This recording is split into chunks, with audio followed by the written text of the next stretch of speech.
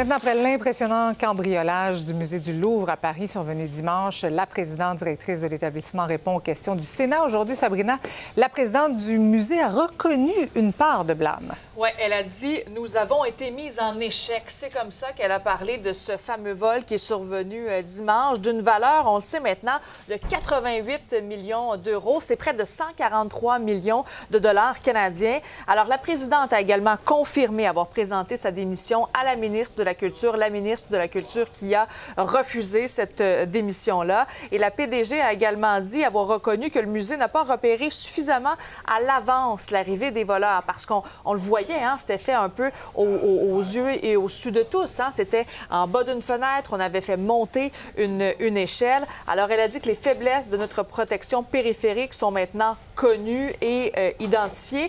Elle a tout de même quand même salué le professionnalisme des gens, les agents du musée qui ont suivi avec réactivité, dit-elle, le protocole de sécurité. Et elle s'est quand même félicitée de dire que dans ce cauchemar-là, il n'y a personne qui a été donc blessé ou tué pendant cette intervention. Et la présidente du Louvre qui affirme avoir fait face à toutes les responsabilités depuis le cambriolage. On l'écoute.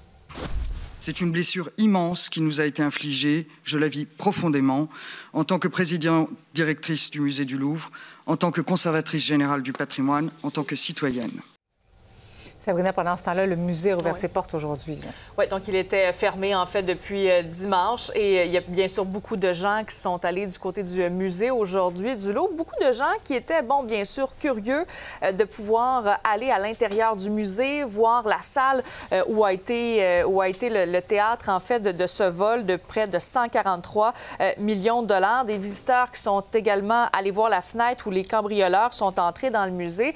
Et parallèlement à tout ça, il y a une porte-parole du gouvernement français qui a dit qu'Emmanuel Macron a demandé que les mesures de sécurité soient renforcées pour le musée du Louvre et que ce soit accéléré. On l'écoute. Le risque zéro n'existe pas. Pour autant, ce qui s'est passé n'aurait pas dû arriver.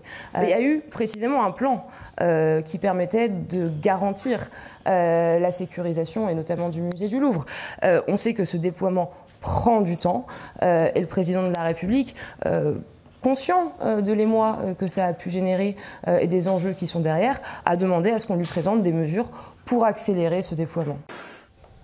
Bon, et maintenant, concernant l'enquête policière, eh bien, les policiers sont toujours à la recherche des 4 cambrioleurs dans cette histoire rocambolesque. Merci beaucoup, Sabrina. Ça fait plaisir.